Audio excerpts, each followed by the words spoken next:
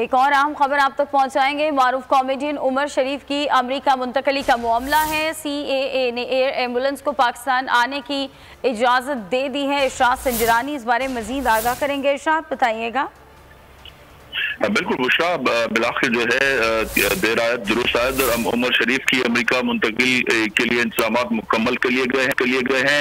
Air ambulance जो है IFAI जो है 1264 इसका कॉल साइन है, जर्मनी से कराची पहुंचेगी और 26 सितंबर की रात 11 बजे उमर शरीफ को अमेरिका मुंतकिल के यहाँ पे इसकी लैंडिंग की इजाजत सिविल एविएशन अथॉरिटी ने दे दी है और इस हवाले से इजाजतनामे की कॉपी बोल न्यूज से हासिल की है।